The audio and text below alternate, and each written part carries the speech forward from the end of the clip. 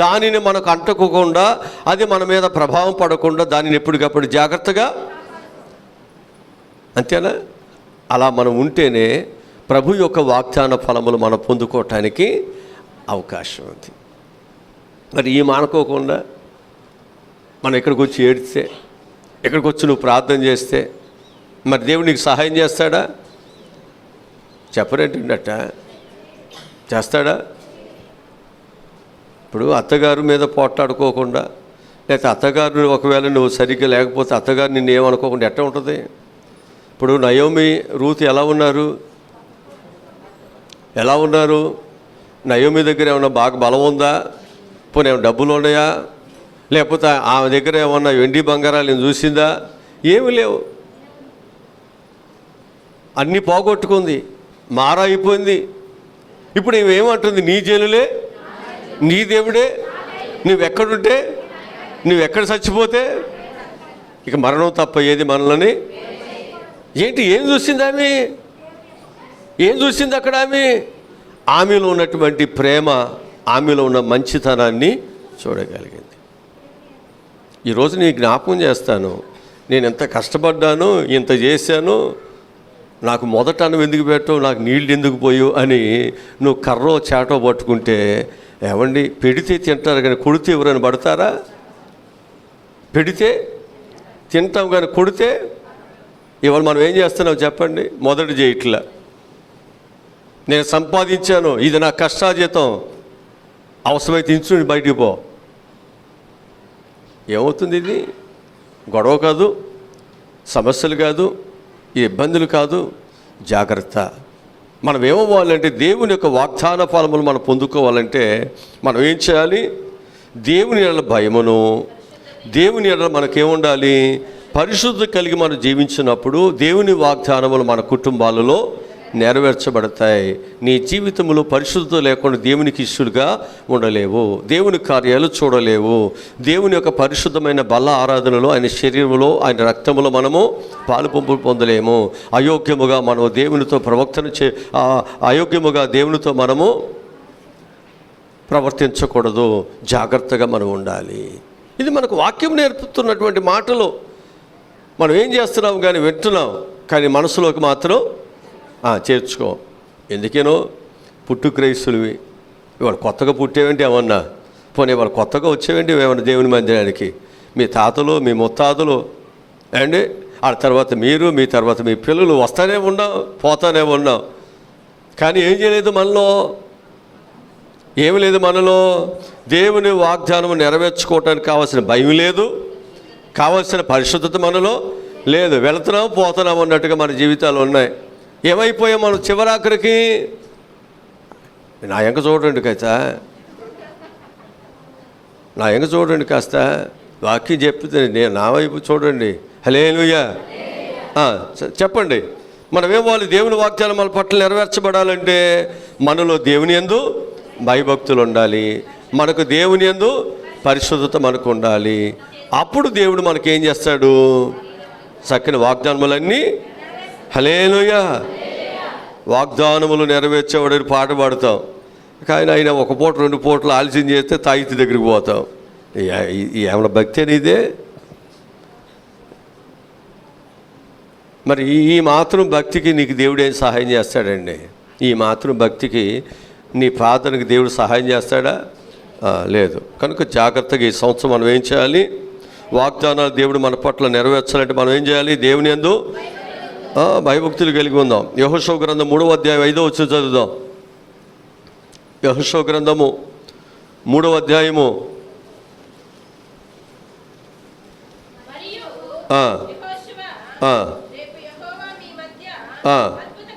అద్భుత కార్యములు చేయను గనుక మిమ్మును మీరు పరిశుద్ధపరచుకునుడని జనులకు. హల్లెలూయా. కనుక దేవుడు మన పట్ల ఏం చేయాలి? ఒక అద్భుతమైన కార్యం జరగాలంటే మనం ఏం చేసుకోవాలి? మనలో మనము అది మనం నేర్చుకోవాలి. ఈ సంవత్సరం నీ పట్ల అద్భుతమైన కార్యాలు జరగాలి.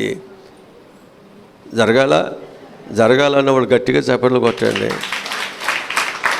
హల్లెలూయా. మాకెందుకు అయ్యగారు ఇప్పటికే ఒలిగిపోతుంది మా ఇంట్లో బోలేని ఆశీర్వాదాలు. పక్కింటోళ్ళకి పోతేనే ఇక అవసరం లేదులే, మేము ఊరికి వచ్చిపోతాంలే అయ్యగారు అన్నవాళ్ళు కొట్టొద్దు. కనుక ఈ సంవత్సరం మన జీవితాల్లో మన కుటుంబాలు ఏం జరగాలి? అద్భుతమైన కార్యాలు జరగాలి. అంటే గత సంవత్సరంలో మనం చేసేటువంటి ప్రార్థనలు ఈ సంవత్సరము నెరవేర్పుగా ఉండాలి. నెరవేర్పుగా ఉండాలంటే మనం ఏం చేయాలి? పరిశుద్ధంగా ఉండాలి. నేను పరిశుద్ధుని కనుక మీరును. అది దేవుడు పరిశుద్ధ స్థలములో ఉండువాడు. మరి ప్రభు ఉండాలి. ప్రభు ఉంటేనే కార్యాలు జరిగేది. ప్రభు ఉంటే కదా నీకు మేలు కలిగేది.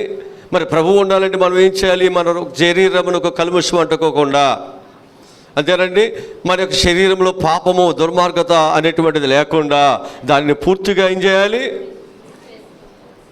పక్కంటోడు బాగుపడుతున్నాడు, నేను బాగుపడుతుంది, ఆ ఏడుపు మానేయాలి. వాళ్ళ పిల్లలు అలాగే వీళ్ళ పిల్లలు ఇలాగని ఏడుపు మానేయాలి. నీ కుటుంబం కొరకు, నీ బిడ్డల కొరకు ప్రార్థన చేయండి. దేవుడు వాగ్దానాలు ఆయన నెరవేరుస్తాడు. ఆయన తప్ప మనకు దిక్కు, ఆయన తప్ప మనకు కొండ కోట మనకు ఎవరునూ లేరు. నాకు సహాయం ఎక్కడి నుండి వచ్చును? యెహోవా వలనే నాకు సహాయము కలుగును. కనుక ఆయన వైపు చూడండి, విశ్వాసముతో చూడండి. ఆయన చేసే ప్రతి వాగ్దానము నీ కుటుంబం పట్ల దేవుడు నెరవేరుస్తాడు. ఆయన వాగ్దానమును తప్పిపోయేవి నిరర్థకమైనవి కానే కాదు. హల్లెలూయా. 4వది చూద్దాం. 4వది, ఓర్పు వలన వాగ్దానాలు నెరవేర్చబడతాయి. మనలో ఏముండాలి? ఓర్పు ఉండాలి. హెబ్రీయులకు రాసినటువంటి పత్రికలో 6వ అధ్యాయము 12వ వాక్యం చదువుదాం.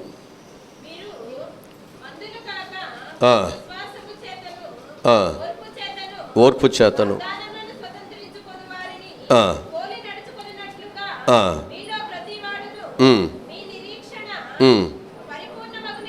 పరిపూర్ణమగు నిమిత్తము మీరు ఇదివరకు కనపరిచిన ఆసక్తిని అది ఎప్పుడు వరకు కనపరచాలి? మనము ఎప్పుడు వరకు చెప్పరేంటండి? లేదండి, అప్పుడు వరకేనో, తర్వాత ఆదివారం వరకే అయ్యగారండి, ఇక మధ్యలో బుధవారం శనివారం ఇక మాకు నిరీక్షణ లేదు, ఒక ఆదివారమే, లేకపోతే ప్రభు మళ్ళీ అప్పుడే అయ్యగారండి, మిగతా అప్పుడు మళ్ళా ఎట్టగండి ఇది? మన నిరీక్షణ ఎప్పటి వరకు కొనసాగాలి? చివరి వరకు. అంతేనా? ఎప్పటి వరకు కొనసాగాలి? దేవుడు నీకు ఇచ్చేటువంటి వాగ్దానము నీ పిల్లల పట్ల, నీ కుటుంబం పట్ల నెరవేర్చబడేంత వరకు, లేక మన ప్రాణము ఉన్నంత వరకు ఆ నిరీక్షణతోనే, ఆ నిరీక్షణ పొందుకునే ఆశతోనే, తపనతోనే మన పరుగులు. అలాంటి ఆసక్తి కలిగిన వారుగా ఈ సంవత్సరం మనం ఉండాలి. నీ తపన దేవుడు కార్యాలని చేస్తాడు. అంతేనా? దేవుడు కార్యాలు చేస్తాడు. తపన ఆశ నీకుంటే ఏం చేస్తావు? నువ్వు దైవ సన్నిధిలో పెందల కడిన వచ్చి దేవుని పాదాల దగ్గర మనం కూర్చుంటాం. హల్లెలూయా, హల్లెలూయా. వాక్యములకు మాట చెప్తాను. ఆదికాండము 14వ అధ్యాయము 20 వచనం చదువుదాం. ఆదికాండము 14వ అధ్యాయము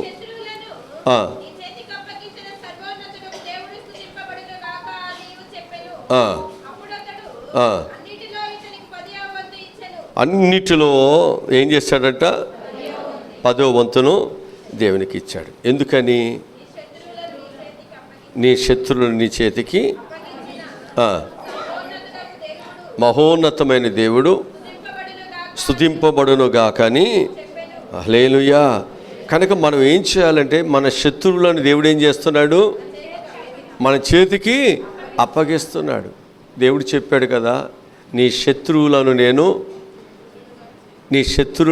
ఏం చేస్తానన్నాడు దేవుడు? నీ కాళ్ళ కింద పెడుతున్నాడు. నీ శత్రువులు ఎవరు నీ ఎదుట నిలబడకుండా వారిని దూరముగా పారదోలుతాను. నువ్వేమీ యుద్ధం చేయవసరం లేదు, దేవుడే యుద్ధము చేస్తాడు. శత్రువులు ఎవరు నీకు హాని చేసేవాళ్ళు ఎవరు ఉంటే వాళ్ళ దేవుడే దూరంగా పంపించేస్తాడు. ఉంచడు దేవుడు. దేవుని కార్యాలకు అడ్డుగా, ఫలించే వారికి అడ్డుగా ఏదైనా ఉంటే దేవుడు ఏమన్నాడు? అడ్డుకున్న ప్రతి తీగను అన్నాడా? వాక్యంలో ఉందా? జాగ్రత్తగా. నాకు దేవుడు ఇచ్చాడు. ఈ గ్రామానికి వచ్చేటప్పుడు నేను ముందే ప్రార్థన చేశాను. ఆ ఈత చెట్టుకున్నటువంటి ఆ కింద ఉన్నటువంటి ఆ గరికని దేవుడు గీసేశాడు. నువ్వు వెళ్ళు, నేను నీకు తోడుకుంటాను, ఆ చర్చి నీకు అప్పగిస్తున్నాను. కనుక మనం దేవుని కొరకు నమ్మకముగా ఎప్పుడైతే ఉంటున్నామో మనకు అప్పగించిన ప్రతిదీ దేవుడు ఏం చేస్తాడు? మనం పొందుకోవటానికి, అనుభవించడానికి మన నోట దేవుడు నవ్వుస్తాడు. ఆ విధంగా దేవుడు బలపరుస్తాడు. ఎన్ని ఆటంకాలు వచ్చినా దేవుడు వారిని దూరంగా తోలేస్తాడు. యుద్ధం ఎవరిది? దేవునిదే. నీవు దేవునికి లోబడు, నీవు దేవుని యొద్దకు రా, అప్పుడు ఆయన నీ యొద్దకు వస్తాడు. ముందు మనం దేవుని యొద్దకు రావాలి, ముందు మన జీవితాన్ని దేవునికి అర్పించాలి, ముందు మనం పరిశుద్ధులుగా జీవించాలి, మనం దేవుని బిడ్డలుగా మన నడక ఉండాలి, మన పద్ధతులు ఉండాలి, మన క్రియలు ఉండాలి, మనం దేవుడిచ్చినటువంటి ఆజ్ఞలను కట్టడను గైకొనే వారికి ఉండాలి, పూర్ణ మనసుతో దేవుని ప్రేమించాలి. ఇవేమీ లేకుండా నాకు ఆశీర్వాదాలు కావాలి అంటూ ఎంత దుర్మార్గం అండి, ఎంత తప్పండి ఇది, ఎంత మోసం అండి ఇది. దీన్ని పేక్ అంటారు. ఏమీ లేకుండా నాకు లోన్ కావాలంటే పేక్ కదా అది. దొంగ సర్టిఫికేట్లు తీసుకెళ్ళి మన ఉద్యోగాలు సంపాదించే పేక్ కదా అది. మోసం కదా అది. నీకు తెలియకుండానే నువ్వు భక్తి ముసులు మోసం చేస్తున్నావు. అందుకే ప్రభు అన్నాడు, మోసపోకుడి దేవుడు, జాగ్రత్త, రోషము కలిగిన దేవుడు. నీకు దేవుడు అనేకమైన విధంగా దేవుడు నీకు సహాయం చేస్తుంటే మోసపూరితమైన భక్తితో, మోసపూరితమైన ప్రార్థనతో, మోసపూరితమైనటువంటి దేవుని బిడ్డలుగా మనం వెంబడిస్తున్నాం. అందుకే మన జీవితాల్లో దేవుని ఆశీర్వాదాలు మనము పొందుకోలేకపోతున్నాం అనే విషయాన్ని మీకు జ్ఞాపకం చేస్తున్నాను. ఇక ఆరోదుగా మనం చూసినట్లయితే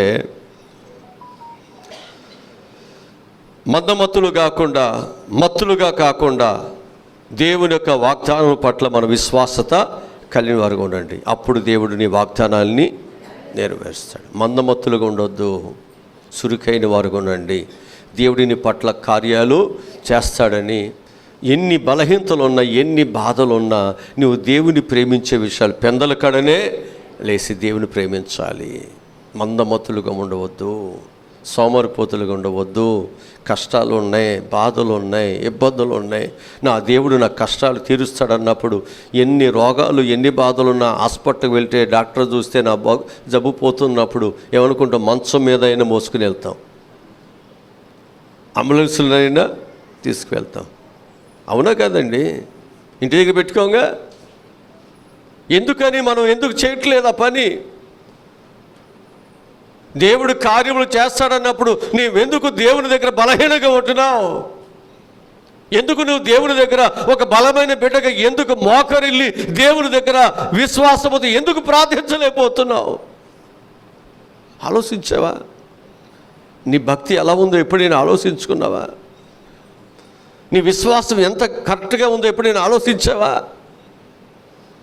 అసలు నీ ధ్యాస, నీ మనసు దేని మీద పెడుతున్నావో ఆలోచించావా? ఆయన నీ పట్ల ఏం కోరుతున్నాడో ఎప్పుడైనా ఆలోచించావా? ఎదుటివారు చెప్పేది వినుకోకుండా మనం మాట్లాడటం ఎలా మనకు అలవాటు అవుతుందో, దేవుడు నీ పట్ల ఏం ఆశిస్తున్నాడో తెలియకుండానే మనం ఏం చేస్తున్నాం? మన బాధలు, మన కష్టాలను చెప్పేసుకోవటం అలవాటు అయిపోయింది. ఇది రొటీన్గా జరిగిపోతుంది ఇది. అందుకే నువ్వు సరైన భక్తిలో, సరైన విశ్వాసతలో వెళ్ళలేకపోతున్నావు.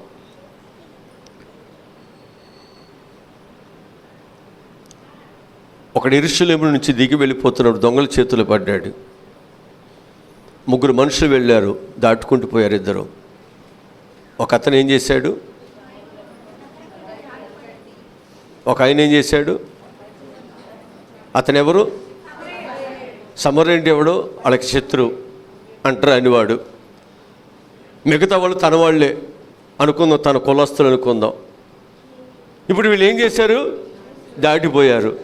ఎవడైతే పగోడు అనుకున్నాడో, ఎవడైతే అంటరాని అన్నాడు, ఎవడైతే శత్రువు అన్నాడో, ఇప్పుడు వాడిని ఏం చేశాడు? అతని మీద జాలిపడ్డాడు. అతను వెళ్ళే పని ఆపు చేశాడు. అతనికి ఏం చేశాడు? ఇతను తన దగ్గర నూనెని, తన దగ్గరటువంటి దానిని అతనికి ఇచ్చి ఆయనని బాగు చేశాడు. చేసి ఏం చేశాడు? తన వాహనం మీద తనను ఎక్కించుకుని ఆయన నడుస్తూ వెళ్ళాడు. ఎవరు నీకు పొరుగువాడు? ఎవడు? నిన్ను దాటిపోయేవాడా పొరుగువాడు? నిన్ను ప్రేమించేవాడా? ఎవడండి నీకు పొరుగువాడు? ఎవడు నీకు బంధువు? అన్నీ ఉంటే తినేవాడు బంధువా? నీ కష్టాలు నీతో ఉండేవాడు బంధువా? ఎవరిని ప్రేమించాలి, ఎవరితో మనం నడవాలి మనకు అర్థం అవ్వాలి. దేవుడు నిన్ను ప్రేమిస్తున్నాడు, మరి దేవునితో నడుస్తున్నామా? లోకము నిన్ను ద్వేషిస్తుంది, నువ్వెవరితో నడుస్తున్నావు? ఎవరు నీ వాగ్దానం నెరవేరుస్తాడు? ఎవరు నీకు సహాయం చేస్తారు? ఆలోచించండి. కనుక ఈ సంవత్సరం మన యొక్క జీవితాల్లో దేవుడు వాగ్దానాలు నెరవేర్చాలి అంటే మన మత్తులు కాకుండా వాగ్దానం పొందుకునే పిల్లలుగా మనము నడుచుకుందాం. మందమత్తులుగా ఉండవద్దు కదా. వాక్యం చదువుదాం. ఎబ్రీ రాసిన పత్రికలోని 6వ అధ్యాయము 11 వచ్చిన ఒకసారి చదవండి. మత్తులు కాక విశ్వాసము చేతను ఓర్పు చేతను వాగ్దానములను స్వతంత్రించుకున్న వారిని పోలి నడుచుకున్నట్లుగా మీలో ప్రతివాడును ఈ నిరీక్షణ పరిపూర్ణమగు నిమిత్తము మీరు ఇదివరకు కనపరిచిన ఆసక్తిని తుదమట్టుకును, హల్లెలూయా, మన తుదమట్టుకు కూడా మనం ఏం చేయాలి? కనపరచాలి. మన ముందు నడిచారు మన పిల్లలు. హానోకు నడిచాడు కదా, అబ్రహాము నడిచాడు, ఇస్సాకు నడిచాడు. మన పితరులు ఏం చేశారు? నడిచారా? నడవలేదా? నడిచారు. వారు నడిచి ఏం చేశారు? వారు వాగ్దానములను శ్రమలలో నడిచారు, బాధలలో నడిచారు, కష్టాలలో నడిచారు. ఇప్పుడు దావీదు ఎప్పుడు నడిచాడు అంటే గాఢంధకారపు లోయలలో నడిచాను. దేవుడు ఏం చేశాడు? ఆయనని గాఢంధకారపు లోయలలో ఆయన దుడ్డు కర్ర ఆయనకి ఆదుకుంది, ఆయన దండమైన ఆదుకుంది. ఇప్పుడు ఏమయ్యాడు? ఇప్పుడు ఆయన శాంతితో సమాధానంతో నెమ్మదిగా ఉన్నాడు. ఈరోజు నీ జీవితంలో కష్టాలు వచ్చాయి, బాధలు వచ్చాయి, దేవుని సన్నిధి విడిచిపెట్టొద్దు. దేవుడి నీ పట్ల కార్యాలని చేసేవాడు తప్ప ఆయన చెయ్యి విడిచిపెట్టేవాడు కాదు. ఆయన నీతో ఉండేవాడు. నీ కన్నీటిని తుడవటానికి, నువ్వు కాలిపోకుండా బూడిది కాకుండా నీవు ఉండేటువంటి అగ్నిగుండంలో ఉన్నాడు. అంతేనండి.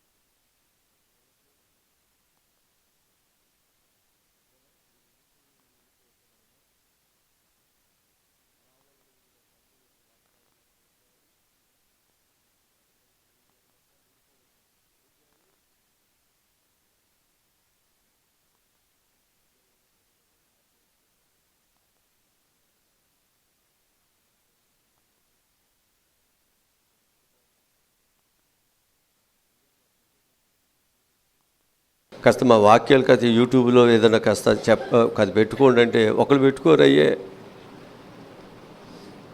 అది ఆ పాస్టర్ గారి ఫోటోలు అయితే 10,000 ఇచ్చి కొనుక్కొని వాళ్ళ పిల్లలతో ఫోటోలతో సహా పెట్టుకుంటారు. మేమే క్యాలెండర్ వేసి డబ్బులు మేము ఖర్చు పెట్టి మళ్ళీ ఇంటికి వచ్చి ఈ క్యాలెండర్ పెట్టుకోమంటే అది పెట్టుకుంటే మూలం పడేస్తారు దాన్ని. ఇంకేమైనా మంచి పాస్టర్ గారితో వస్తే దాని మీద ఈ నా ఫోటో మీద నాకు దాన్ని తగిలిస్తారు. ఏమండి ఇంకేంటండి మీకు ఉన్నది నా మీద ప్రేమ? కనుక మనం ఎలా ఉండాలి అంటే మనం కనిపెట్టుకోవాలి, అంతేనా? దేవుని దగ్గర మనం పరిగెత్తుకెళ్ళి పాలు తాగే కంటే నిలబడి మంచిదేగా, మంచిదైన మాట మంచిదే, కానీ ఈ పని చేయవే. కనుక ప్రతి ఒక్కరు కూడా ఏం చేయాలి? కనిపెట్టండి. ప్రభువు వాగ్దానం చేసిన వాడు నమ్మదగిన వాడు. నీ ప్రార్థన దేవుడు తప్పకుండా ఆలకిస్తాడు. నీ ప్రార్థనకు దేవుడు జవాబుని ఇస్తాడు. నీ కన్నీరు దేవుడు తుడుస్తాడు. కనిపెట్టండి, విశ్వాసంతో ఉండండి. దేవుడు కార్యాలు జరిగేంత వరకు నువ్వెక్కడ కూడా తొలగిపోవటానికి కుడిమికి కానీ ఎడమకు కానీ తొలగిపోవద్దు. మోషే నడిచినట్లుగా నీవు కొన్నాడు యెహోషువ, నేను మోషేకు తోడుకున్నట్లు నేను నీకును తోడేంటారు. మన పితరులందరూ కూడా కనిపెట్టారు. అలాగే యేసుప్రభు చెప్తున్నాడు శిష్యులతో, మీరు కూడా కనిపెట్టుకోనండి. నేను ఏదైతే మీతో చెప్పానో దానిని నేను మీకు ఇస్తాను, మీరు కనిపెట్టుకునండి. యెరూషలేములో మేడగదిలో వారు కనిపెట్టుకున్నారు. దేవుడి వరకు గొప్ప అభిషేకమును దేవుడిచ్చాడు, ఆత్మను దేవుడిచ్చాడు, బలమునిచ్చాడు, శక్తినిచ్చాడు, సువార్త ప్రకటించే ధైర్యాన్ని. పిరికి వాళ్ళకి ఎప్పటిదాకా వాక్యము నిన్ను ధైర్యపరుస్తుంది, ఎవ్వరికి తల వంచనివ్వదు, దేవుని కొరకు బ్రతికేవనిగా చేస్తుంది. కనుక అలాంటి గొప్ప కృప దేవుడు మనకి ఇవ్వాలి. మనకు ధైర్యం ఎప్పుడు వస్తుందంటే దేవుడు అన్నీ నాకు పట్ల చేయగలడు అన్నప్పుడే ధైర్యం వస్తుంది, అంతేనా? మనకు ఆ పేద విధవరాలు కానీ నీకున్న ఆ పిండిలోని మొదటి అప్పాన్ని తీసుకురామంటే భయపడింది కదా. లేదమ్మా తీసుకురా అని ఎప్పుడైతే చెప్పాడో ఆమె ఏం చేసింది? తీసుకురాగా ఆమె ధైర్యం వహించగా ఏం జరిగింది? ఆమెకు కొదువ లేదు, కరువు కాలం అంతా. అలాగే దేవుడు నాకు ఇస్తాడు అనే ధైర్యం నీకుంటే నువ్వేం చేస్తావు? నీకు ఇచ్చే విషయాల్లో పిరికితనంగా ఉండవు, భయపడవు.